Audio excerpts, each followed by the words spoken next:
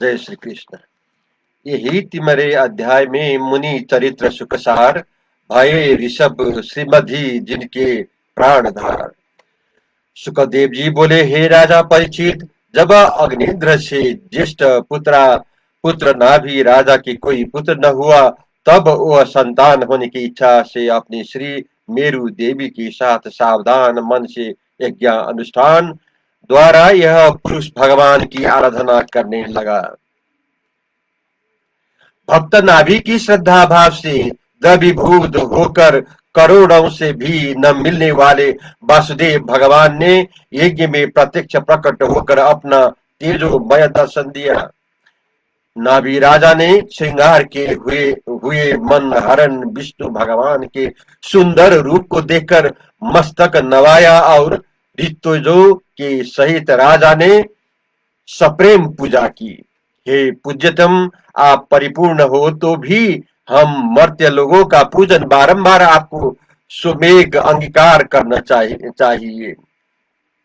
आपके स्वरूप का जानना अति कठिन है, इसलिए इसलिए इसलिए इस इस इतना कठिन है, इसलिए महापुरुषों से अपने केवल नमो नमः इतना ही सीखा है। हे परमेश्वर, जो कोई भक्तजन प्रीति पूर्वक गदगद वचन द्वारा आपकी स्तुति करते हैं, तो उससे ही आप निश्चय परम प्रसन्न होते हो। परंतु यहाँ बिना प्रीति के बहुत सामग्री वाले यज्ञ से भी आपका भजन किया जाए, इससे हमको कुछ अभिष्ट मनोरथ सिद्ध होता नहीं देख पड़ा। हे नाथ, आप स्वतंत्र साक्षात स्वयंभू प्रकट हुए हो और सब पुरुषों के आनंद स्वरूप हो, परंतु आशा पूर्वक भक्ति करने वाले जो हम सकाम भक्त है, उनको आपको आराधना मात्र करनी ही योग्य है। हम अज्ञानी लोग हैं, अपने आत्मा के परम कल्याणदायक मार्ग को नहीं जानते हैं, इसलिए अपने हम पर परम अनुग्रह करके मोक्ष नाम वाली अपनी महिमा तथा मन वांछित कामना सिद्ध करके रास्ते करके वास्ते बिना ही पूजा किए एक सामान्य देवता की तरह स्वमेव ही दर्शन दिया है। हे नाथ, हमारा एक मनोरथ पूर्ण कीजिए। हम पर चाहे जैसे कष्ट आवे, हम आपके लोक रंजन एवं मंगलकारी स्वरूप को कभी विस्मरण न करें। हे शरणागत प्रभु, रक्षक, दीन दयालु, दूसरी इच्छा यह है कि यह राजा आपके समान पुत्र की कामना से आपकी आराधना करता है। हे पूज्यतम, आप ही राजा की इच्छा को पूर्ण करने में समर्थ हो, इसलिए अपनी कृपा से राजा की इस अंतिम अभिलाषा को अवश्य पूर्ण कीजिए।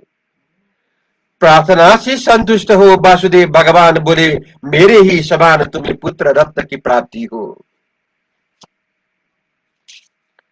यह तुमने बड़ा कठिन वरदान मांगा। मेरे ही समान तो मैं ही हूं, अस्तु ब्राह्मणों का वचन असत्य नहीं होना चाहिए।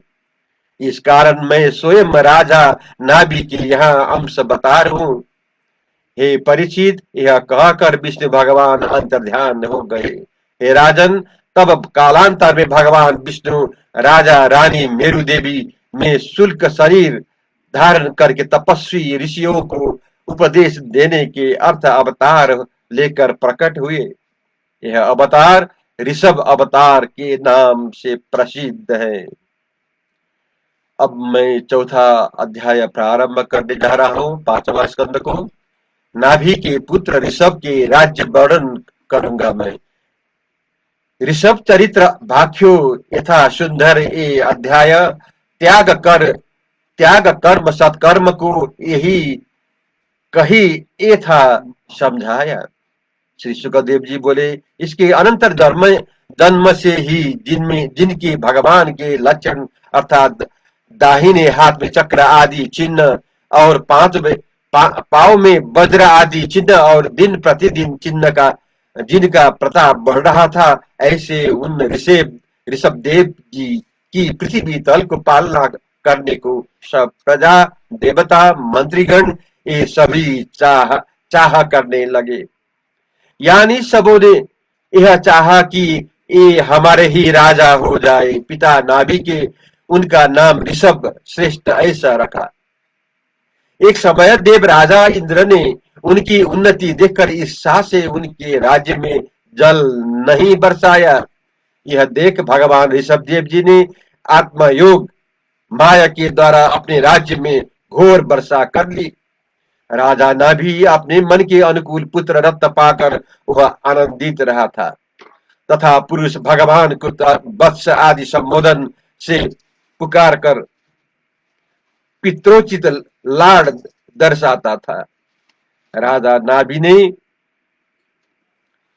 जान लिया कि नगर के सब लोग मंत्री और ब्राह्मण आदि मेरे पुत्र पर अत्यंत स्नेह रखते हैं। ऐसे जानकर धर्म मर्यादा के रक्षार्थ अपने पुत्र ऋषभ देव जी को राज तिलक देकर ब्राह्मणों की गोद में बिठा दिया और अपनी श्री मेरुवती को साथ लेकर बद्रिकाश्रम को चला। वहां जाकर निर्मल व तीन तप के प्रभाव से मन को एकाग्र करके भगवान की उपासना करते योग की समाधि द्वारा समय पाय जीव मुक्त हो गया। हे राजन, ऋषभ देव जी ने विद्या पढ़ने के अर्थ कुछ दिन गुरुकुल के वास किया। अनंतर वे गुरुजनों की आज्ञा के अपने घर आए। गृहस्थी जनों के धर्मों कर्मों आचरण करते हुए श्रुति स्मृति रूप दोनों प्रकार की कर्म विधि का अनुष्ठान करने लगे। इंद्र की दी हुई जयंती नामक श्री में अपने समान लक्षणों वाली 100 पुत्र उत्पन्न किए। उन 100 पुत्र में सबसे बड़ा भरत परम योगी उत्तम गुण से युक्त था, जिसके नाम से यह खंड भारत के नाम से प्रसिद्ध हुआ। ऋषभ देव जी ने अन्य 99 सूत थे। उनमें कुशावर्त, इलावर्त, ब्रह्मचर्य, मलय, केत, भद्रसेन, इंद्र पृथक, विदर्भ और कीकट ये 9 पुत्र 90 पुत्रों से बड़े थे। उनमें छोटे कवि, हरि, अंतरिक्ष, प्रबुद्ध, पीपलायन, आबिर्होत, द्रमिल, चमस, करभाजन नाम के थे। नवपुत्र भागवत धर्म परायण परम वैष्णव हुए, जिनका सुंदर चरित्र वसुदेव नारद स्कंद में वर्णन करेंगे। तदंतर इससे छोटे 81 पुत्र पिता की आज्ञा को पालन करने वाले, अतिशय विनीत, वेद के ज्ञाता, यज्ञ के कर्म विशुद्ध हरे होकर ब्राह्मण हो गए। यद्यपि ऋषभदेव ईश्वर अवतार थे, परंतु यथा राजा तथा प्रजा वाले सिद्धांत की पुष्टि के लिए श्रेष्ठ आचरण से प्रजा को पथ भ्रष्ट होने से बचाते थे। राजा के श्रेष्ठ आचरणों का अनुग्रहकरण प्रजा ने भी किया। इस प्रकार ऋषभदेव जी ने नीच ऊंच सबको समान भाव से वर्त कर धर्म की परिपाटी बांधी। एक समय ऋषभदेव ने भगवान विचरते विचरते ब्रह्मावर्त देश में चले गए। वहां ब्रह्मर्षि की सभी में जाकर अपनों पुत्रों को उपदेश करने लगा। जय श्री कृष्ण।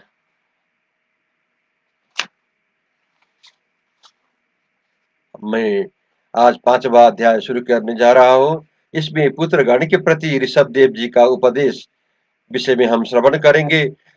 दई सिख जिमि सुतन को ऋषभदेव सुखदाया, यह 5वां अध्याय में मोक्ष मार्ग समझाया।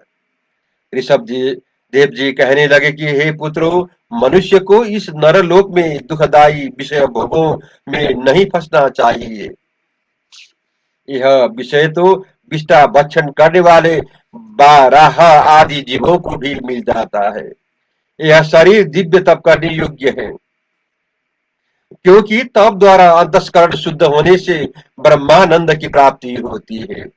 विद्वान जन वर्णन करते हैं कि महान पुरुष की सेवा मुक्ति द्वार और है, और श्री तथा कामी पुरुषों का संग नरक का द्वार है, जो सदाचार पालन करते हो, जिनकी शांति वृत्ति हो, जिनके क्रोध न हो, ऐसे लक्षण वाले साधु कहलाते हैं। मुझ परमेश्वर में मित्र भाव रखने वाले और उस भाव को परम पुरुषार्थ जानने वाले ही महापुरुष है। जब तक आत्मा अविद्या से आच्छादित रहता है, तब तक पूर्व कर्म मन को बस में रखता है, और यह मन ही मनुष्य को काम के बस में कर देता है।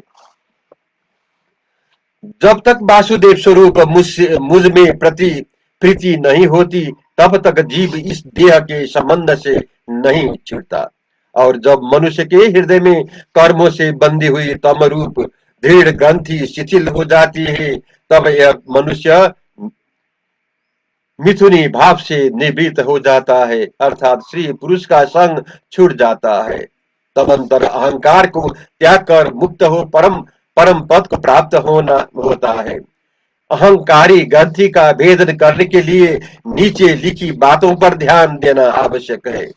ईश्वर में भक्ति, गुरु की भक्ति, तृष्णा का त्याग करना, सुख दुख आदि द्वंद्वों का सहन करना, सब लोगों में दुख व्यासन समझना, आत्मा तत्व जानने की इच्छा, तप, सकाम कर्मों का त्याग, मेरे ही हेतु कर्म करना, मेरे ही कथा सुनना, मेरे ही भक्तों की सदा संगति करना, मेरे ही गुरु का कीर्तन करना, किसी से वैर भाव नहीं करना, समदृष्टि रखना, इंद्रियों का रोकना, देह वो घर में अहंकार वो ममता को त्यागने की इच्छा करना, वेदांत शास्त्र का अभ्यास, एकांत में निवास, प्राण इंद्रिय मन इनको अच्छे प्रकार से जितना श्रेष्ठा श्रद्धा, ब्रह्मचर्य में रहना, निरंतर सावधान रहना,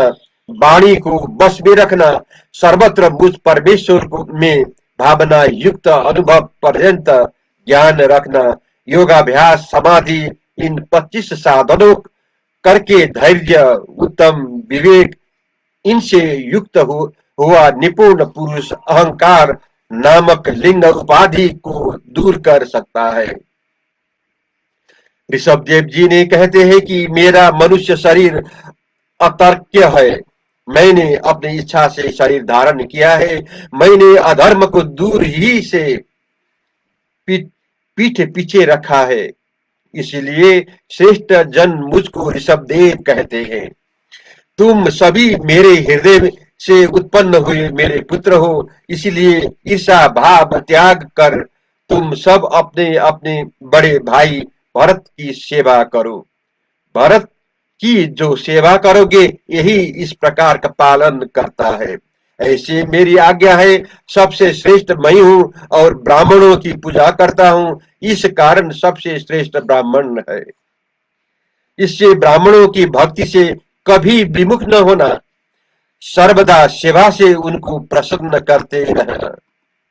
हे वत्सगण, सब प्राणियों का सम्मान करना ही हमारी पूजा है और हमारी पूजा करना ही मन वचन चक्षु और दूसरी इंद्रियों की चेष्टा का फल है, क्योंकि सब व्यापार मेरे अर्पण किए बिना यह पुरुष महामोह मय एम की फांसी से कभी नहीं छूट सकता। सुखदेव जी बोले, हे राजन, भगवान ऋषभदेव जी ने अपने शिक्षित पुरुष पुत्रों की इस प्रकार शिक्षा देकर, ज्येष्ठ पुत्र भरत को राज तिलक देकर तथा माया मुहादि को त्याग उन्मंत के समान दिगंबर देह भेष किए खुले केशों से ब्रह्म वर्त को चल दिया। ऋषभदेव जी ने धूल आदि देह में लगाए अवधूत के समान देश बनाए, जगत के जड़ मूक अंध बधिक के समान घूमते हुए अकेले ही मौन होकर नगर गांव खान गौशाला और मुनियों के आश्रम इत्यादि स्थानों में विचरते थे। मार्ग में नीच पुरुष उनको अनेक प्रकार के से कष्ट देते, परंतु भगवान ऋषभदेव जी उन दुष्टों के कर्तव्य पर मौन ही रहते थे। वे अपने में अच्छे बुरे तथा जड़ चेतना का अनुभव करके परमानंद प्राप्त करते हुए पृथ्वी पर विचरने लगे। उनके दिव्य शरीर पर धूल आदि से मलिनता ने अपना प्रभाव जमा दिया था, इस कारण लोग उन्हें पिशाचग्रस्त समझते थे। ऋषभदेव जी को यह अनुभव हुआ कि यह संसार योगाभ्यास मार्ग से विघ्न करता है, इसलिए ऐसी वृत्ति धारण करनी चाहिए कि जिसके धारणा करने से वो लोग मेरा पीछा छोड़ दे। यह विचार वे अजगर की भांति एक स्थान पर बैठ गए और एक ही स्थान में रहकर शयन भोजन जलपान चवर्ण मलमूत्र त्याग इत्यादि क्रियाएं करने लगे। कभी वे गौ हिरण काक इनके समान आचरण करते थे। इस प्रकार अनेक प्रकार की योग चर्चा के आचरण बोले मुख्यपति ऋषभदेव जी ने अखंडित परमानंद के साक्षात अनुभव रूप थे। सब प्राणियों के आत्मा रूप और अनेक स्वरूप भूत केवल ब्रह्म से देहादिक से अनुसंधान रहित एकता पाने के कारण आकाश गमन मन की समान शरीर का वेग होना अंतर्ध्यान दूसरे के शरीर में प्रवेश दूर की वस्तु को जान लेना, यह जो योग की सिद्धियां है सो ये दृक्षा से प्राप्त हो गई थी। परंतु हे राजन, आप ही से प्राप्त हुई इन सिद्धियों को ऋषभदेव जी ने अपने मन से सत्कार नहीं किया। जय श्री कृष्ण।